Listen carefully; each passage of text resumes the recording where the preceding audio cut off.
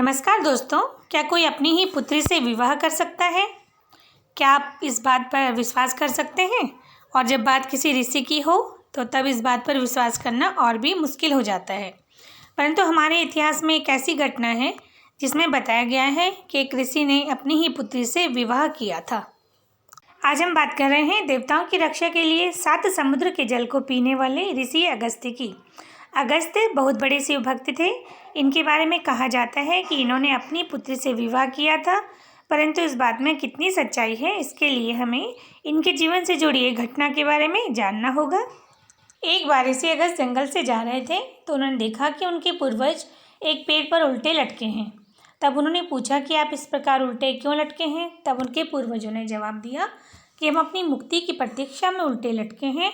हमें अभी तक मुक्ति नहीं मिली है क्योंकि तुम्हारी कोई संतान नहीं है।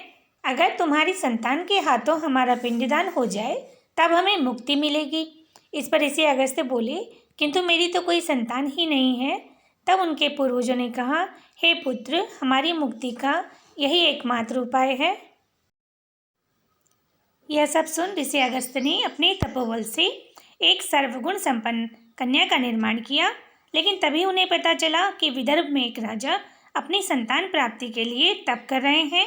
यह देख उन्होंने यह कन्या राजा को दे दी और उनसे कहा, जब यह कन्या विवाह योग्य हो जाएगी तो मैं इससे विवाह करूंगा। राजा ने उस कन्या का पालन पोषण किया और जब कन्या विवाह योग्य हो गई तब ऋषि अगस्त्य ने राजा से उसका हाथ मांगा। राजा ने बिना कुछ कहे ऋषि अगस्त्य को अपनी पुत्री का हाथ सौंप दिया, क्योंकि वह जानते थे अगर वह ऐसा करने से इनकार करेंगे तो कहीं ऋषि क्रोधित न हो जाएं और उन्हें श्राप न दे दें।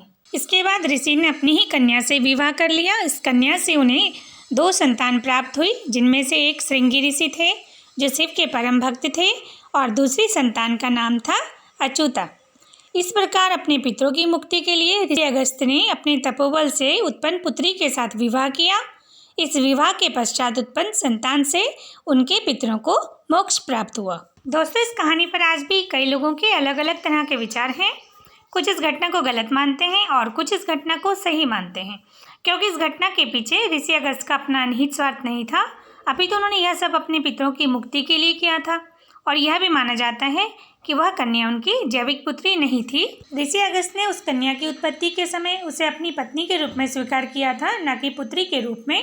इस प्रकार नैतिक दृष्टि से इस विवाह को उचित माना गया है, क्योंकि इस विवाह के पीछे ऋषि अगस्त्य का अपना कोई स्वार्थ न होकर अपने पूर्वज की मुक्ति का उद्देश्य और परोपकार शामिल था।